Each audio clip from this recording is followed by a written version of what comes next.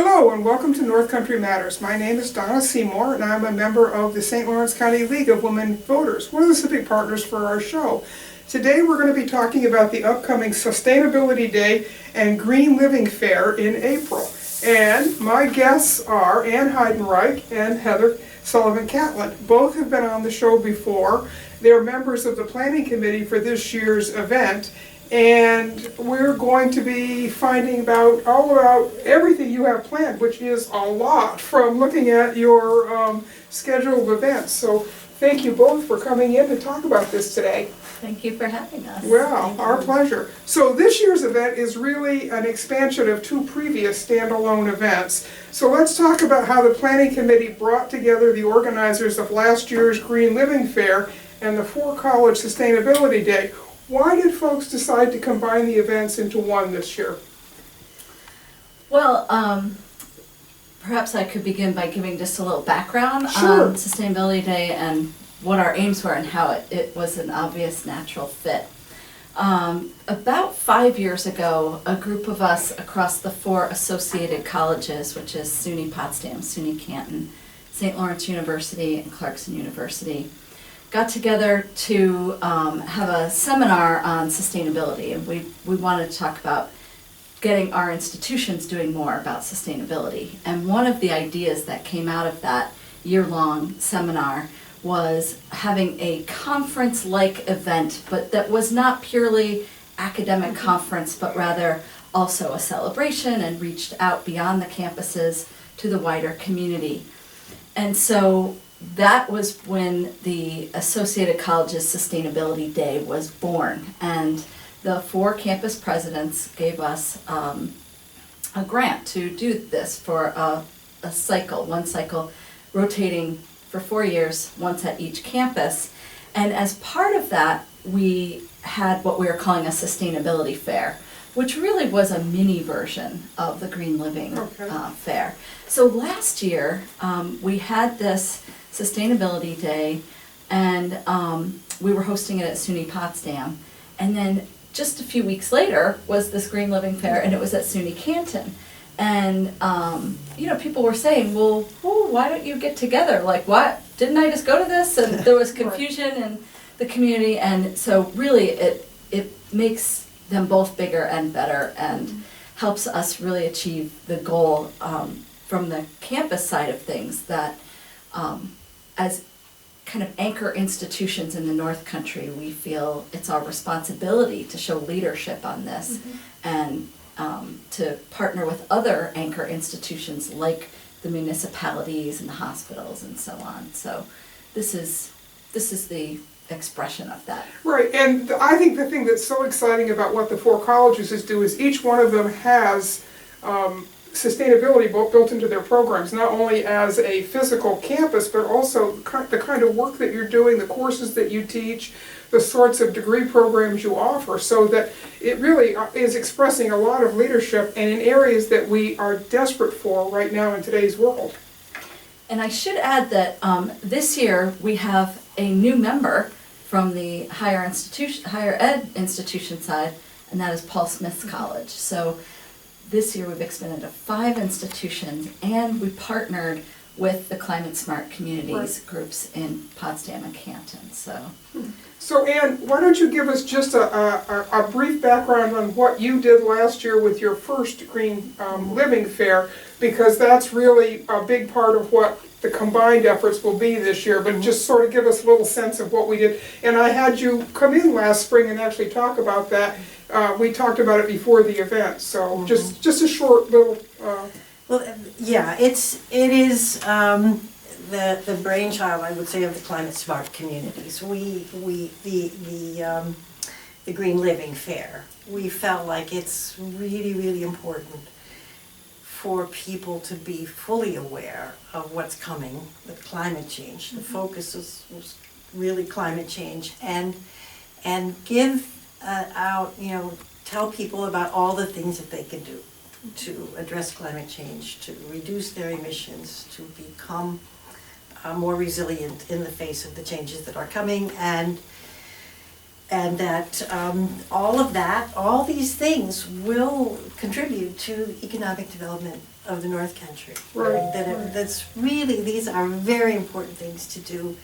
And not to cost us a lot of money, but actually to build our economy here and our resilience. And the focus was on two areas, food and energy. How energy efficiency, renewable energy, and then local food production, and including transportation, waste management, those areas as well. And we had a wonderful event. We had about 500 people that came to SUNY Canton. It was great. And so we were delighted to be approached by the Associated Colleges and the idea of bringing these two events together, because it is really turning out that it's going to enrich both sides. It has a lot of very practical advantages, but also in terms of bringing the academic community together with the more activist community and showing how we can all work with each other. What used to be called the town gown split is now really the town gown working together in so many ways that, as you say, enrich us all. And the economic development potential is great because none of these things can be outsourced. You have to have people in your community who do these kinds of things. You really need local resources. I did go to the Green Living Fair last year and was really amazed at the breadth of the displays and the in-depth conversations I was able to have with some of the exhibitors who really had some exciting technology and energy things to offer, that's for sure. Yeah. So talk to us a little bit, Ann and Heather, about who are the organizers and the sponsors of this year's event, because it's a big list of folks who are all contributing to the planning for this, isn't it? Well, from our side, from the Green Living Fair side, Cornell Cooperative Extension, of course, has been very, very, very involved and essential to the planning and organization of this. And then a number of other organizations are very much involved, 350.org, the North Country 350.org, and the Local Living Venture have also been. And those are all folks we've had on our show before too, so they are great community resources, that's for sure. Yeah. And we have some companies that are stepping in to co-sponsor and help move it along, like Brookfield and EDF Renewables. And our media sponsor is North Country Public Radio, so hopefully people will be hearing about it there as well. And then beyond the 5 colleges, people who are working with all of them, the Clarkson Institute for a Sustainable Environment, the St. Lawrence Sustainability Program, and at SUNY Potsdam, the Division of Diversity, Equity, and Inclusion.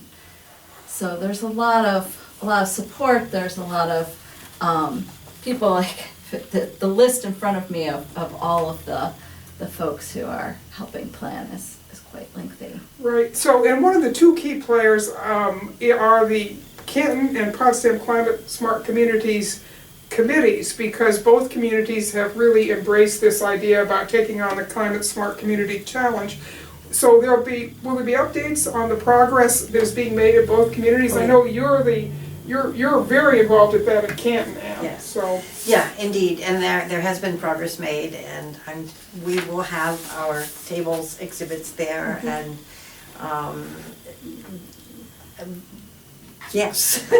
The answer is yes. Both communities, and I know particularly Canton, has made some real important strides in terms of developing programs there to reduce emissions and our food waste program. And we have we've completed an inventory and got a good beginning of a vulnerability study, and so all of that we'll be able to explain to people. We're making posters to show.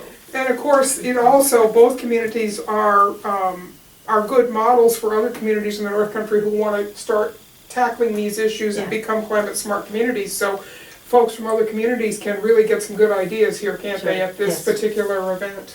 Yes.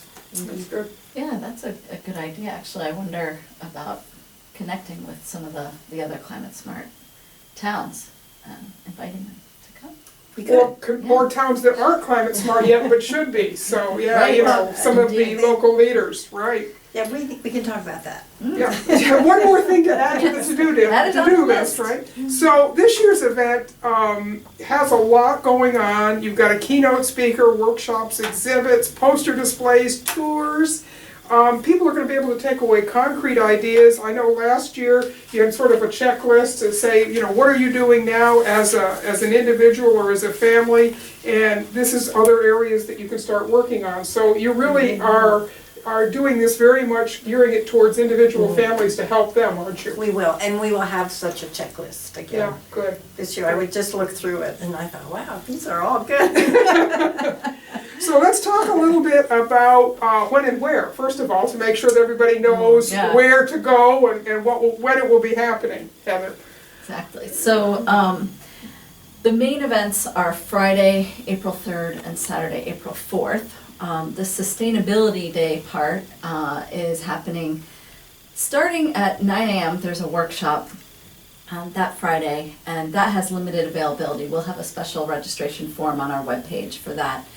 And the main program that is open to the public starts at 1 that afternoon.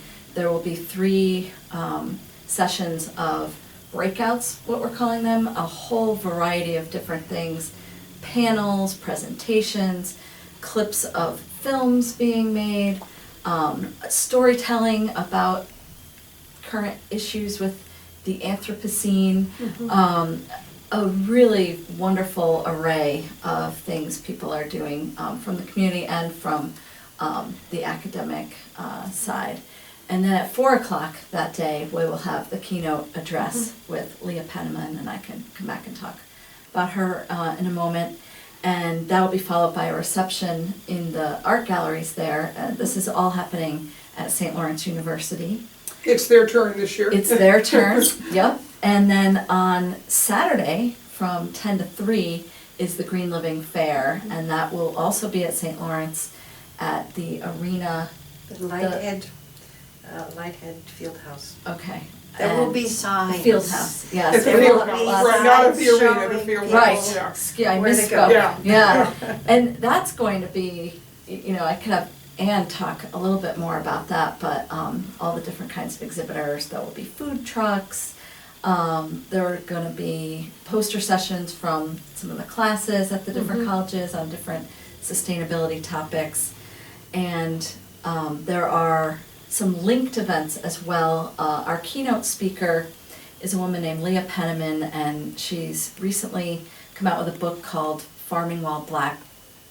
And she's the co-founder of a place called Soul Fire Farm, which is in the Capital District. It's outside of Troy in Grafton, and she is doing some really incredible work with a whole team of people.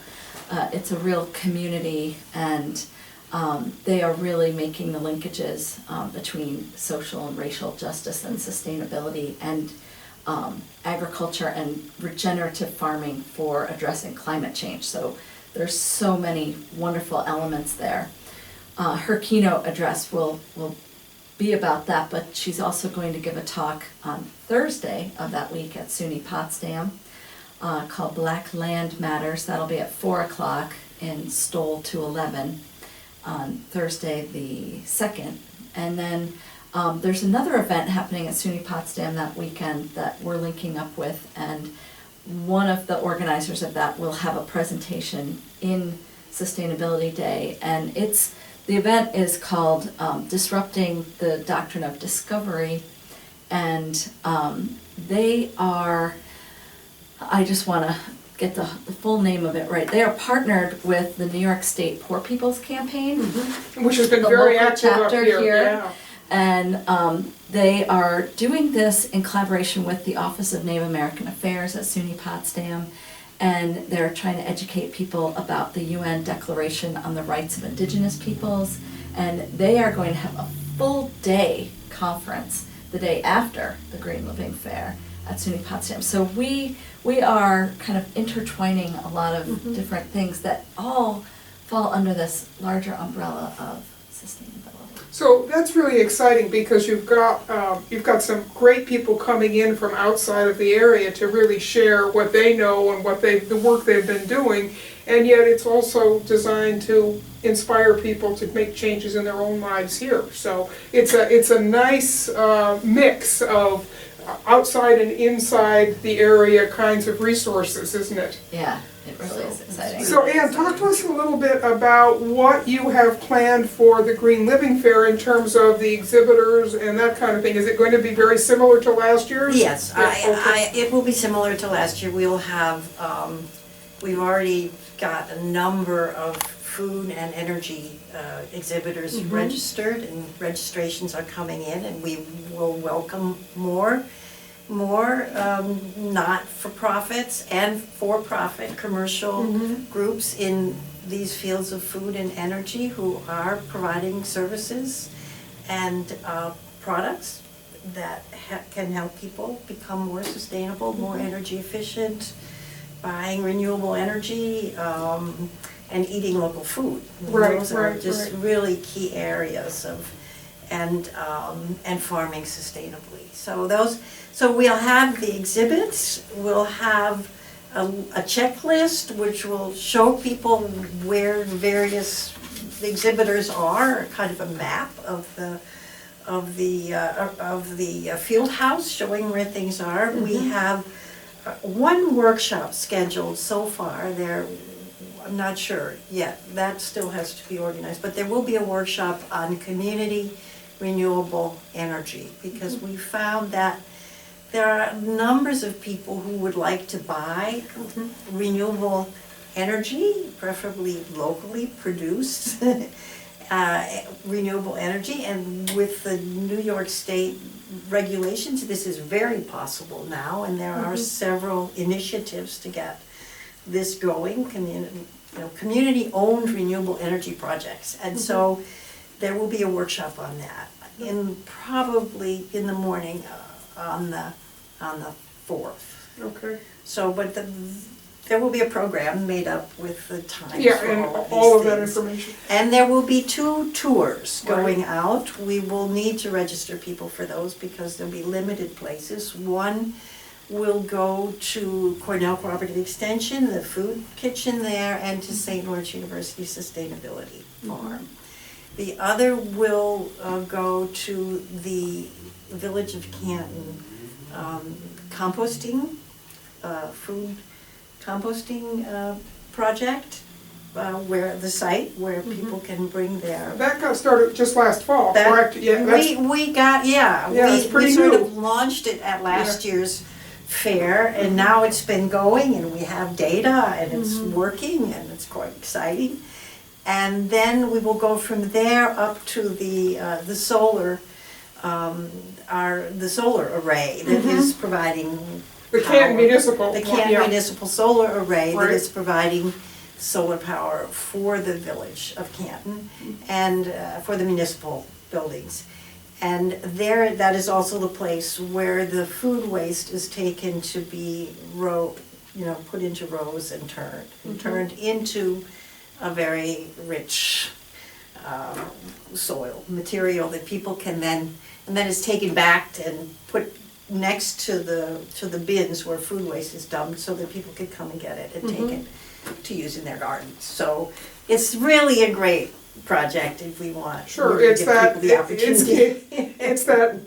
the real turning arrows of recycling, keeping everything in the community, but making sure it gets moved to the next stage so people can take advantage of it. So you both mentioned a little bit about some of these sessions, and some of these parts of this are going to need registration. So how can people register for the tours and for what you were talking about, Heather, with the that session early on the first day? I'm going to give our URL for our website, and not all of these forms are up, but there's quite a lot of information on the website right now, And more will be coming soon in terms of more detailed schedules and maps and signups for the things with limited spaces. But it's a bit.ly website, which is bit.ly/ and then all caps SDGLF20. So That's pretty easy. yeah, bit.ly/ SDGLF20 for Sustainability Day and Green Living Fair 2020. Great. And yeah, So when people register for these, there won't be any cost, they just need to make sure their name is on the list, is that correct? yes. Okay, and there's no cost to attend the fair? There's no cost, it's There's free. no, so the whole thing, this is a great cheap weekend, if people really wanna spend some time, learning about some of these things in Yeah. depth, they Yeah. can do it and it's not going to, it's just their time. It's the only Yeah. thing they have invested. We will, last year, so many people came in and said, where can we make a donation? And we didn't prepare for that. So this year we will have a jar or something where people Okay. wanna put some money in, they'll take it. So, well, yes, of course, and, you know, and people feel like that's a way to contribute to the whole process, Yeah. because sometimes a little bit of seed money makes it easier to plan these events and make sure they happen. I'm assuming then that the colleges are donating all of the space and everything, so that there's no cost to you folks who've been planning this. You're just able to use the resources that the colleges have, so. Obviously, that is wonderful. Oh, yeah, it's for- huge, it's huge. Yeah. For us, but. So this is the 5th Sustainability Day, the fourth, okay. So you were only gonna do this for 4 years, or you're gonna have to rethink what you do for 5 years? The presidents have said, we like this, keep Keep going. Good, excellent, because it is a wonderful community resource, and it's also, it's good for the community, it's good for the colleges, it's good for everybody who participates in this, because there's a steep learning curve on many of these issues, and they're not easy always to wrap your head around some of these things, so it takes sometimes a multiple learning events before you really understand what it is that you want to do and can do next. So that's great. So let's do your little elevator speech. Why should people attend this event? What is there about Sustainability Day and the Green Living Fair that you want to leave in people's minds about why they should be coming to this and participating? Oh, this is a big question, but I would say, one, there's so much bad news out there about climate change and what's coming, and indeed we are living in a pivotal time, but people cannot put their heads in the sand and say, let them worry about it down the line. So much good can be done now. We know there are changes coming in terms of, we're already experiencing different kinds of weather, flooding, all kinds of things like this. But building a more resilient community is vital, and everyone has a part to play in that. And things are always changing, there's so much to learn. I have been teaching about this for 15 years now, specifically about climate change and environmental issues. And I am constantly learning new things all the time. So people who think they already know about everything there is to know should come out, because it's ever evolving, and it's important to build community around the issue as well. Because that ultimately is what's going to save us. Individually, we can't fight some of these big things, but as a community, we can make sure we all survive and prosper, can't we? And from your perspective, Ann? Well, I think, Heather has said it already, but we are facing a serious crisis. Climate change is the crisis of our time, and it's really important that people talk about it, that people know about it, that people talk to each other, talk to their representatives, ask the questions, know what to ask, but also that you know what to do yourself.